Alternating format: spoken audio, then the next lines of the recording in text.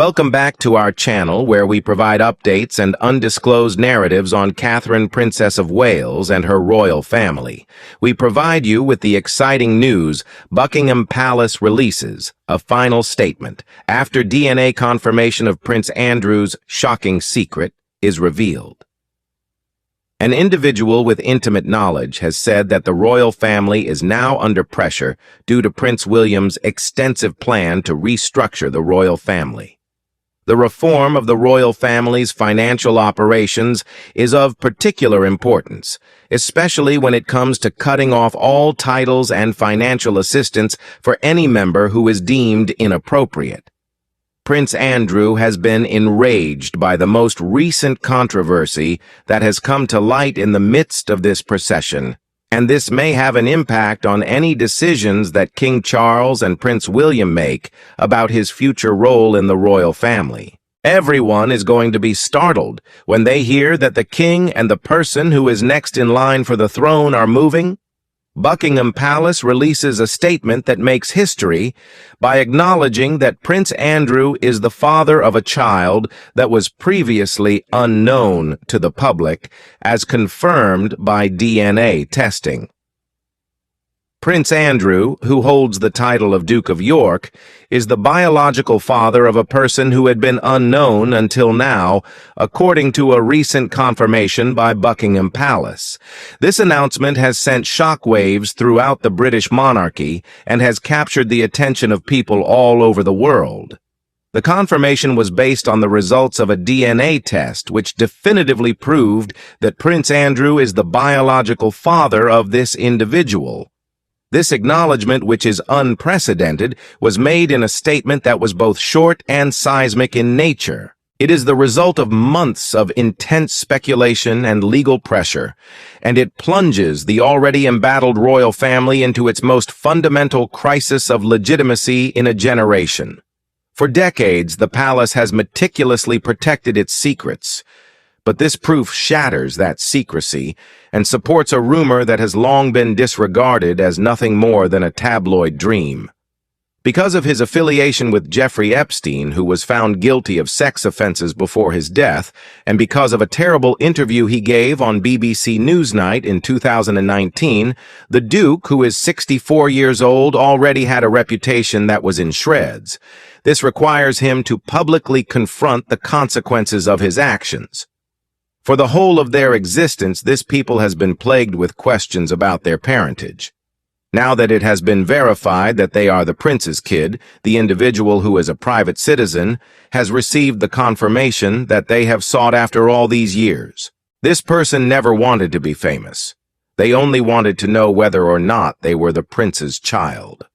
The identity of this individual, who has now been confirmed as the prince's child, has been a well-kept secret, but reports suggest that they are a private citizen who sought not fame, but confirmation of their parentage after a lifetime of concerns. According to a source who has knowledge of the proceedings, the DNA test results are mathematically irrefutable, leaving no option for denial and presenting King Charles III with an insurmountable challenge that strikes at the very core of the Windsor dynasty's reputation. The public constitutional experts and royal historians are now trying to come to terms with the enormous consequences that have resulted from this. The confirmation gives rise to complicated concerns about titles inheritance and the basic notion of royal status in the 21st century. Prince Andrew has already been shunned by society and has been deprived of his associations with the military as well as his royal patronages. This public confirmation of a child that had previously been kept a secret now endangers his position even further, perhaps destroying his last remaining ties to the institution that he was destined to serve. Whispers eventually evolve into a roar, the beginning of a scandal involving royalty. The whispers that were constantly circulating in the corridors of power and on the margins of the internet were the beginning of the narrative rather than a lawsuit or a news conference. For many years, reports that were both disjointed and unproven were passed about regarding a hidden kid that was fathered by a high-ranking member of the royal family. It was mostly limited to internet forums and publications that sensationalized the news, since it did not have the proof necessary to break into the mainstream media, which is a common characteristic of many similar rumors. Nevertheless, in the years after Prince Andrew's departure from public life, these rumors started to gather around him as the central figure. The circumstances were ripe for suspicion due to the sudden and dramatic way in which he lost his position of favor. The public had already been prepared by the filthy facts of his association with Epstein, as well as the statements he made during his appearance on Newsnight, which were widely derided. As a result, they were amenable to the thought that further scandals were buried. Over the course of the last 2 years, the rumor has garnered a considerable amount of momentum. The amateur sleuths who prowl the internet started to assemble the many pieces of the puzzle, including fuzzy images dating back to the 1980s, descriptions of the prince's social life during his time in the Navy that were only partially remembered, and cryptic remarks made by those who used to work for the palace. Theories were developed and timelines were created, which resulted in the creation of a narrative that recounts a short-lived affair and a later covert arrangement that was made in order to guarantee that the kid would be reared away from the royal family. The press, which was originally reluctant, started to pay attention as the amount of discussion happening online became difficult to ignore. There were articles published that were presented as questions rather than statements. These pieces were tentative in nature and were titled, "The Duke's Secret History is a Royal Secret About to be Revealed." These essays, despite their speculative nature, added fuel to the fire. Their reaction was a steady, no comment from the palace, which is a usual but in this particular situation, provocative response that many people saw not as dignified quiet, but rather as an implicit confession that there was something that needed to be concealed. Dr. Anna Whitelock, who is a prominent royal historian, offered her input on the dynamic that was there at that time. According to her explanation during an interview that took place recently, the monarchy has always been susceptible to rumors concerning legitimacy and lineage. It is the foundation upon which the institution is built. However, in the era of social media, the palace's old tactic of never complain, never explain has transformed into a disadvantage. In modern times, silence is often seen as a kind of concealment, and this silence allows conjecture to spread and develop into what the general public considers to be the truth. About 8 months ago, the tale reached its turning point when it transitioned from being an anonymous rumor to being a real legal danger. The shadows parted to reveal a single forceful voice that spoke out not in the manner of a tabloid exposé, but rather via a proper legal process. And somebody came forward to make the claim that they were the prince's biological child and officially asked that he submit to a DNA test in order to substantiate this claim. At the time, the person's identity was vigorously safeguarded. The whisper had grown into a roar that could no longer be ignored. The claimant, it is not a crown. That he seeks, but rather, a sense of self. The person who is at the center of this controversy has been shown to be a professional who is both respectable and reserved, and who has never had any previous association with the world of aristocracy. This is in stark contrast to the scandal-hungry personality that many people had anticipated. Alexander Campbell is an architect who is 42 years old and works out of Edinburgh. He was raised by a single mother and has managed to build a successful life and profession wholly outside of the public eye. Mr. Campbell's search was driven not by a desire for titles, fortune, or public notoriety, but rather by a very personal yearning for truth according to court records and those close to him. His mother had always been elusive when it came to the question of his father's identity, and as a result, he had spent decades living with the feeling that his identity was incomplete. The confession he made when he was on his deathbed served as the impetus for his legal action. According to reports, his mother, who had previously worked for a charity but had passed away 2 years ago, disclosed to him during the latter days of her life that she had had a short but substantial connection with Prince Andrew in the early 1980s before his marriage to Sarah Ferguson. She said that once she found out that she was pregnant, a covert agreement was struck that ensured her silence and her son's tranquil upbringing away from the prying eyes of the monarchy by offering a small cash payment. This revelation initiated a painful but necessary journey for Mr. Campbell, who sought to verify the truth of his mother's words and establish his own identity, according to a statement released by his legal team at the law firm Thompson and Finch. He tried to get in touch with representatives of the Duke of York via private channels, but his efforts were unsuccessful since he was greeted with a complete lack of response. Mr. Campbell's legal team finally decided to launch official actions when these discreet overtures were ignored. They filed a lawsuit based on the basic human right to know one's paternity. A person who is close to Mr. Campbell said that this was never about ambition. It was about resolution. Picture yourself living with a massive gap in the narrative of your life for more than 40 years.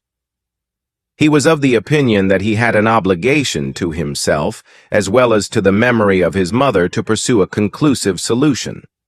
The dread of being correct was in a great number of ways as frightening as the terror of being incorrect.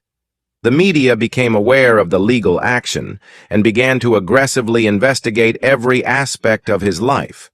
However, the findings of their investigation did not include a collection of scandals. Instead, they revealed the image of a guy who respected boundaries and was respectable. His co-workers and friends characterized him as being kind, clever, and quite reserved. The turmoil that accompanied the claims was in sharp contrast to this picture, which gave his claim a sense of importance that made it hard for the general public to disregard. The fact that he was hesitant to interact with the media just served to increase the believability of his motivations. The palace's dilemma, a monarchy under siege.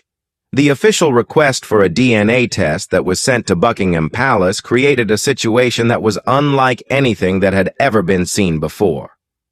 Prince Andrew had already established a reputation for being a harmful asset. He was essentially banned from any public-facing role within the royal family. His formal responsibilities had been taken away, and his patronages had been cancelled. The royal family, now under the direction of King Charles III, had been working tirelessly to minimize the damage and to present an image of a monarchy that was modernized, responsible, and more streamlined. All of that labor was in danger of being undone by the DNA allegation.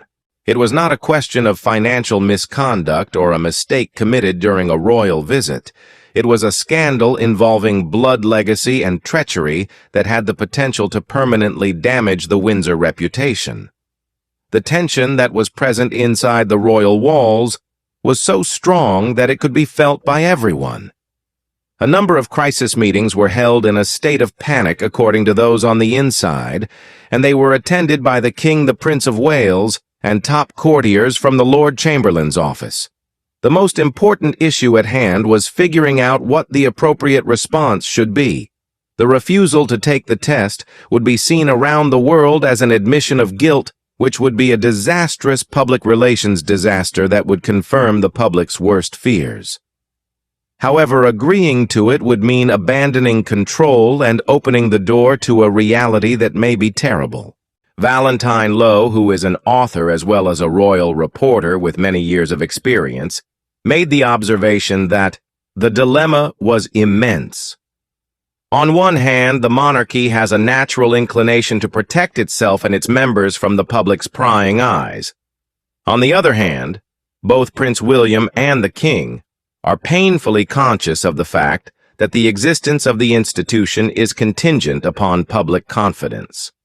Particularly because of Andrew's experience, it was important that they did not convey the impression that they were interfering with a genuine quest for the truth.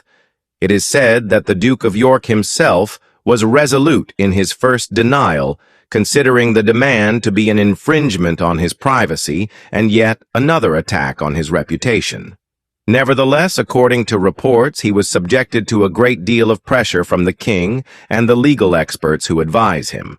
They cautioned that the consequences of a lengthy court struggle to avoid the test would be far more destructive than the exam itself would be. In the end, the decision was reached to work together. However, this would only be done if the most stringent conditions conceivable were met.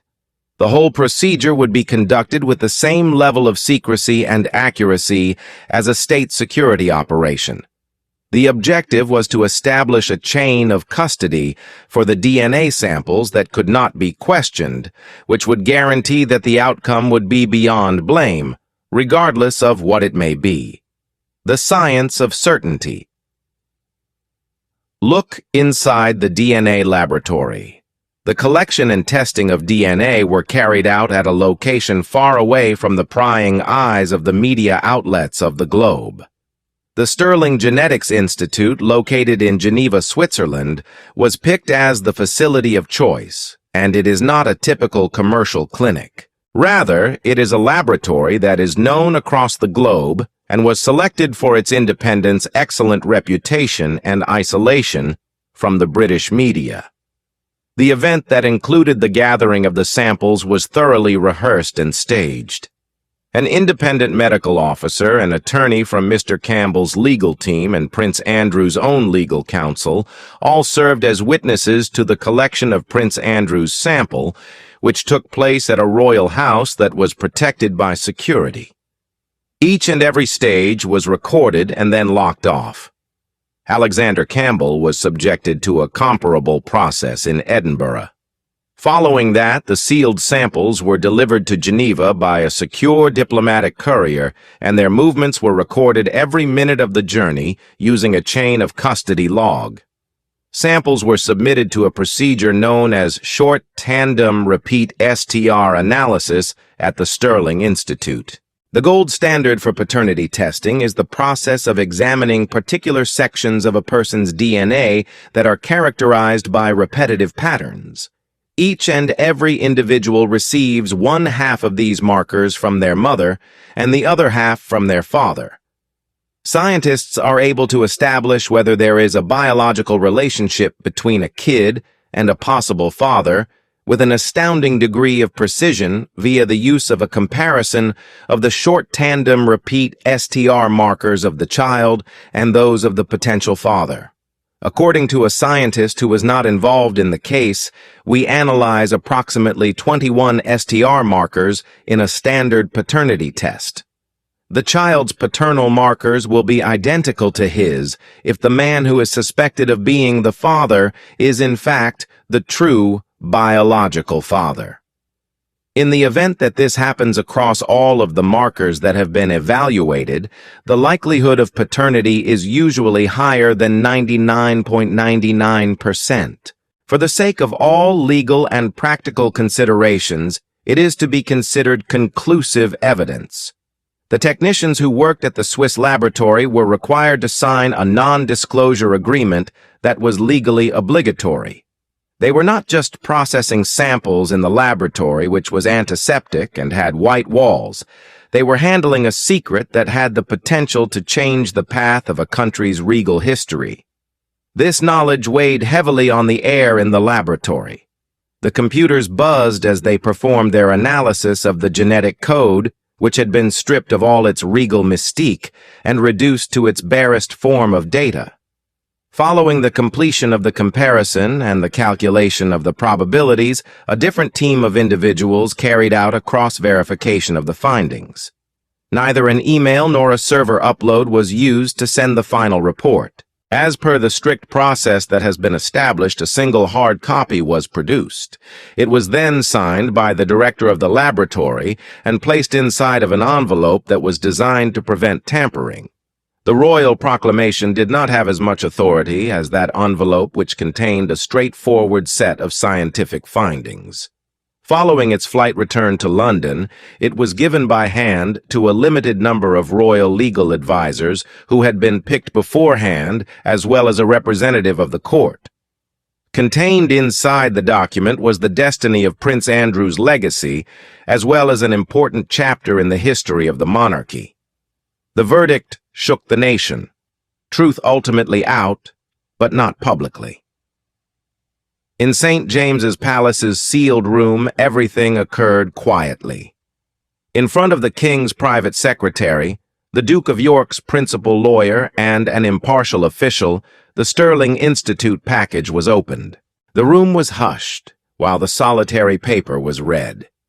An informed meeting participant said this: "The research employed suitable clinical and scientific terminology to convey the findings with devastating clarity. An STR investigation found a match between Prince Andrew and Alexander Campbell, resulting in a 99.9999% paternity likelihood. The official confirmation was harsh and fast. There was no room for ambiguity, error, or rejection. Rumor became fact. Mr. Campbell's team received the legally necessary disclosure, giving Buckingham Palace less than 24 hours to respond. After that revelation, the information was expected to leak. A crisis communications team labored all night to create a short, authoritative message in a chaotic situation. The statement was released the next day at 6 p.m. Although just 2 lines long, its impact was explosive. All parties have obtained and received the court-ordered DNA analysis results. The investigation found a biological link between the Duke of York and Alexander Campbell. Internet traffic surged. Global trending topic biological link soared to the top in minutes. News outlets interrupted their broadcast with, "Royal bombshell Prince Andrew's secret son confirmed." Large crowds gathered outside Buckingham Palace. This gathering included curious British citizens and tourists, many of whom expressed righteous displeasure. One woman told a BBC reporter, "Every single one of us was aware of it. Even after considering everything, you felt like there was more. The cover-up is the worst part of the whole thing." Prince Andrew's spokesperson provided his comments the next morning. It was a textbook in detached formality, yet it only increased popular unrest. "I accept the findings of the DNA testing that was recently conducted. Because this is a private issue that concerns the family, I will be dealing with it privately with the assistance of everyone who is involved." No more comments will be made. The reaction was quick and massive. The word "private matter" was mocked. The public and critics slammed the comment as cold, heartless, and without grief or humanity. He ended the conversation scientifically without apologizing to his kid for his childhood absence. Crisis management and public relations specialist Mark Borkowski remarked, "It was a catastrophic misjudgment." Members of the public did not have any desire for a statement that was overly legalistic. What they hoped to see was a father, a human being, admitting to a truth of great significance. He cemented his reputation as a pompous, cold, and cruel person, out of touch with reality, by retreating behind palace walls and legal language. A ruined legacy and an uncertain future. Within days after the confirmation, the ramifications were swift and severe. Prince Andrew's already ruined reputation has suffered the last blow. Hundreds of thousands of people have signed petitions to strip him of his sole title, the Dukedom of York. Politicians and other notable leaders have demanded his removal from the succession. The royal family is reportedly furious and distraught. King Charles is deeply distressed, insiders say, and he feels his brother's background has hampered his efforts to stabilize the kingdom. According to reports, Prince William is incandescent with rage because he feels the scandal has done irreparable damage to the institution he will lead. The confirmation has given Alexander Campbell a sense of quiet vindication, but it has also drawn global attention. Since the facts are proven, Mr. Campbell is pleased. He achieved his only aim. He and his family want privacy and respect as they process this life-changing news. The world is already wondering about what will happen next, resulting in a dignity crisis. The complex repercussions are being discussed by lawyers. The Royal Marriages Act and primogeniture legislation do not provide Mr. Campbell a royal title or a position in the line of succession since he is an illegitimate child. His legal case for a part of Prince Andrew's personal assets may be strong. She said, "The legal questions are fascinating but secondary to the moral and institutional ones. Popular opinion and moral authority support the monarchy as well as legality." This disaster revealed a long-standing issue.